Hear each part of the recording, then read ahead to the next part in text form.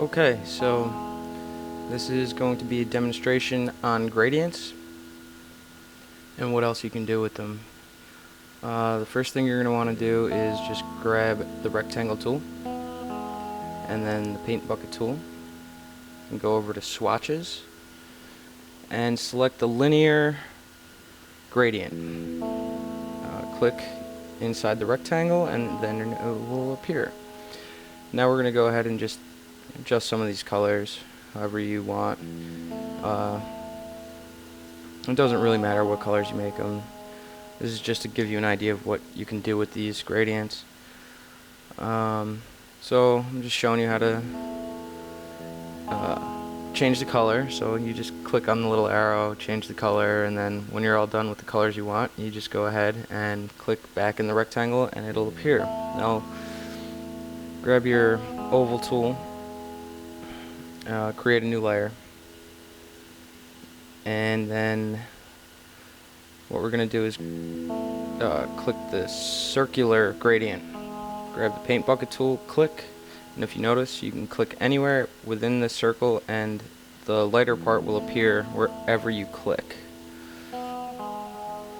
Now the same is not true with the linear gradient. The linear gradient will stay the same no matter where you click. And as you notice, it does not change. So grab the gradient transform tool and you can start to play around with the options, and you can rotate, you can change the size, move the center point, and it'll just change how you would like your gradient to appear within that rectangle. This is the circular gradient, and you can just click and drag. You can change the centerpiece with the little arrow. You can just click and drag on the little circle and change the centerpiece. You can extend it, make it bigger, rotate it. So you have a few more options with the circular gradient tool. So let's go ahead and get going with something different. You can change the alpha on these if you'd like.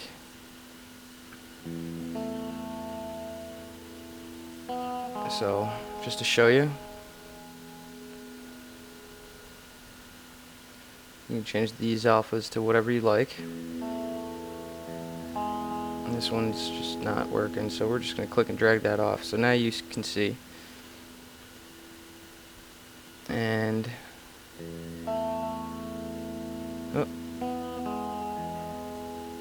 let's go ahead, and you have to click off of it to notice the change it has made. So I'm just going to show you how this will work with layers.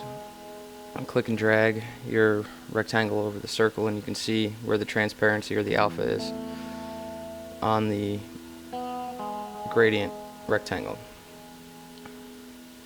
You'll notice that the two are alphaed out at 0 and the others are at full 100%. So I'm just going to delete these layers and show you something else you can do with gradients. This will be a little sunset that you can do. We're going to call this layer Sky. Go ahead and grab the rectangle tool.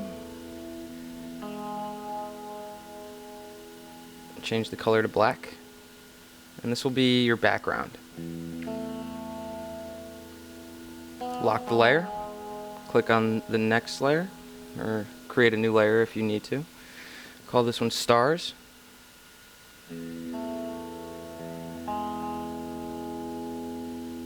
Select the spray brush tool,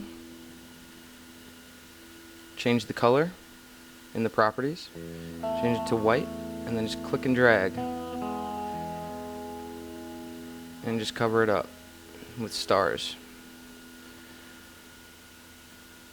The spray brush just gives the illusion that it's stars. It's just a simple white dots. It doesn't matter if you get anything on the backstage, as you will not be able to see it in the exported SWF.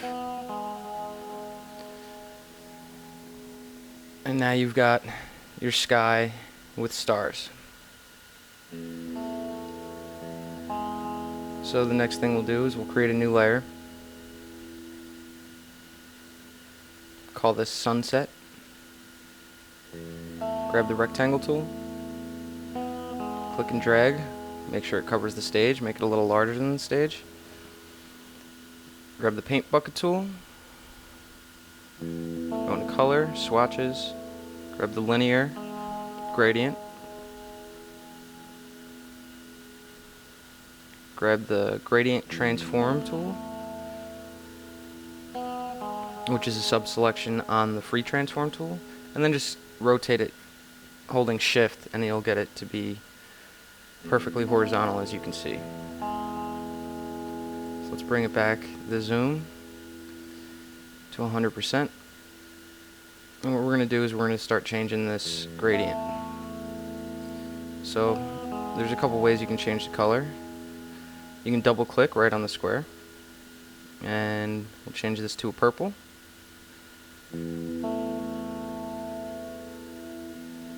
Just find a nice color that you like that'll work for your sunset. I want to make it a little bit darker. And you can go ahead and change this to a red. Go on to the next one.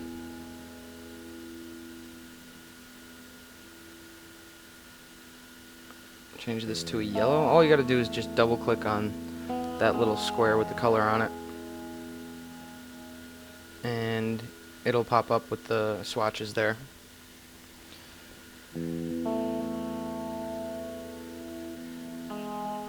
So we've got purple, red, orange, and then yellow. And these are just the basic colors of a sunset.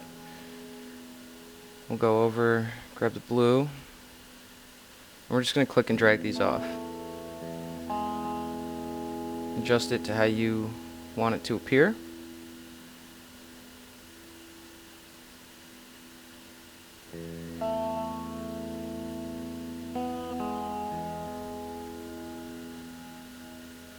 And just keep adjusting until you notice a color variation from one color to the next that you like for your sunset.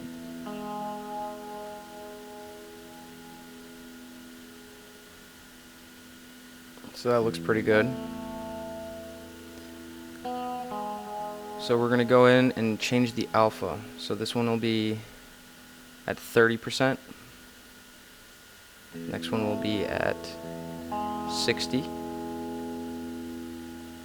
80,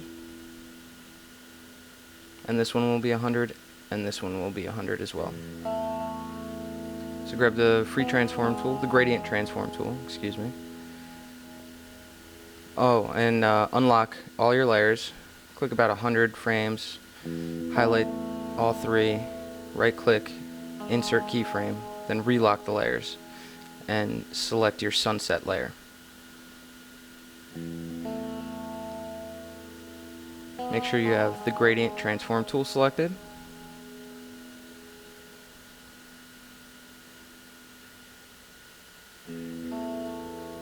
Insert an extra keyframe.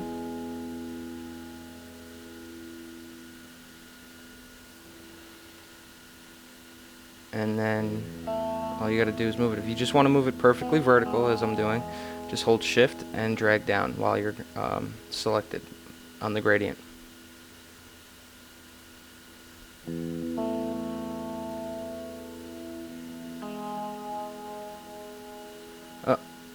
One thing I forgot to mention, Control Z what you just did, create a shape tween on the sunset layer before you begin your adjustments and movements. So now go back to that same frame, bring it low, all the way low.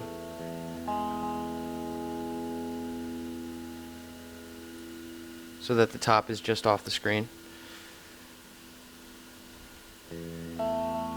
and just insert one more color. All you gotta do is just click on it, it'll be a little arrow next to it, and make that one 0. 0% alpha. As you can see now, you can see the entire sky. Okay, scroll all the way back to the original first frame. Get your gradient transform tool and just hold shift and select and drag it up to just about the top of it. And you will have your blue sky. And let's play it. And then you got your sunset.